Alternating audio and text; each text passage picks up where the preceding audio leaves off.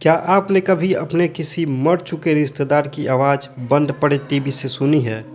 क्या हो अगर वो आवाज़ सिर्फ आवाज़ ना हो, बल्कि एक अधूरी सच्चाई की चीख हो। ये कहानी एक आम लड़की की नहीं, एक अधूरी आत्मा, एक छिपे हुए सच और एक डरावनी रात की है। जिस दिन बंद पड़ा टीवी अपने आप चालू हुआ और किसी के पापा ने उसमें से पुकारा, साक्षी मेरी बच्ची। 2019 की बात है। कानपुर के पास एक छोटा कस्बा, वहाँ रहती थी 17 साल की साक्षी अपनी माँ और 10 साल के भाई के साथ।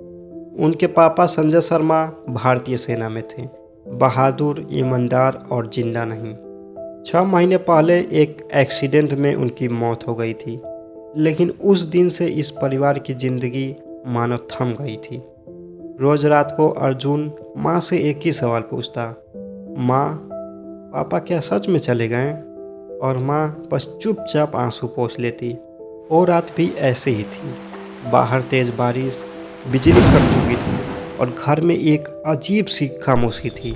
साक्षी अपने कमरे में थी, अर्जुन खेलने चला गया था और तभी वो पुराना सीआरटी टीवी जो महीनों से बंद पड़ा था अपने आप चालू हो गया। स्क्रीन पर सिर्फ ब्लैक नाइट और फिर साक्षी मेरी बच्ची। आवाज़ बिल्कुल पापा की थी। साक्षी के पूरे शरीर में जैसे करंट दौड़ गया। वो टीवी के पास आई और देखा स्क्रीन में कोई नहीं था। एक परछाई आर्मी की वर्दी में धुंधली लेकिन साफ। डरो मत, आवाज़ आई, मैं तुम्हारे पापा हूँ, मुझे इंसाफ दिलाना है। साक्षी चीखती हुई माँ को बुलाने दौड़ी, और जब तक वो आई टीवी फिर से बंद हो चुका था। माँ ने कहा, तू थक गई होगी, ये तेरा भ्रम है।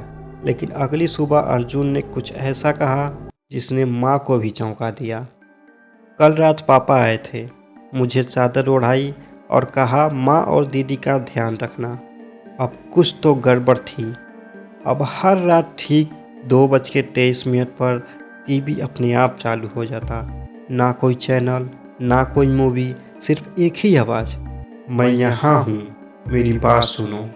साक्षी ने एक रात हिम्मत की और पूछा, आपको क्या चाहिए? टीवी स्क्रीन पर जैसे किसी ने धुंध में उंगली से लिखा, मेरी मौत एक्सीडेंट नहीं थी, कोई था जो चाहता था मैं मर जाऊं। अब डर क्यूरियोसिटी में बदल रहा था। साक्षी ने पापा की पुरानी डायरियां और सामान खंगालना शुरू किया।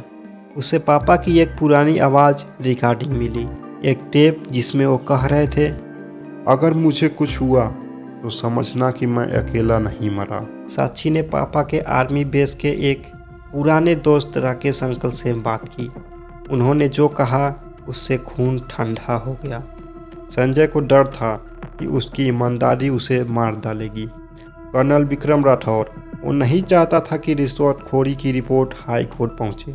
राकेश अंकल ने बताया कि संजय ने मौत से ठीक पहले अपने गाड़ी में कुछ गड़बड़ की शिकायत की थी और फिर पोस्टमार्टम रिपोर्ट में लिखा था, ब्रेक वायर कट पाया गया। पापा की आत्मा इसीलिए लौट रही थी क्योंकि उसने इंसाफ नहीं पाया था। अब टीवी सिर्फ आवाज़ नहीं, इमेज और वीडियो दिखाने लगा। एक रात स्क्रीन पर हाथ से लिखी एक फाइल दिखी जिसमें विक्रम राठौर का नाम और दस्तखत था। नीचे लिखा था, मुझे मारने वाला जिंदा है और तुझे उसे बेनकाब करना होगा। हर रात 2:13 पर यही एक बात दोहराई जाती।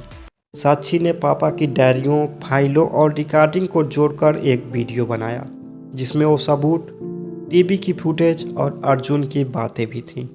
वीडियो यूट्यूब पर अपलोड हुआ और रातों रात वायरल हो गया।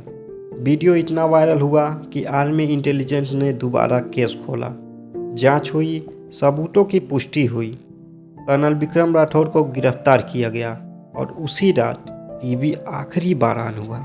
इस बार कोई ब्लैक स्क्रीन नहीं, बल्कि साफ चेहरा, साक्षी के पापा मुस्कुराते हुए, अब मैं जा रहा हूँ, तुमने मेरा अधूरा काम पूरा किया, मैं हमेशा तुम्हारे साथ हूँ। टीवी धीरे धीरे ब्लैक हुआ और फिर कभी नहीं चला। कभी कभी आत्माएं लौटती हैं इंसाफ लेने, और कभी कभी टीवी सिर्फ एक डिवाइस नहीं होता, बल्कि एक अधूरी कहानी का दरवाज़ा होता है। क्या आपने भी कभी किसी मृत आत्मा की मौजूदगी महसूस की है? हमें कमेंट में ज़रूर बताएं।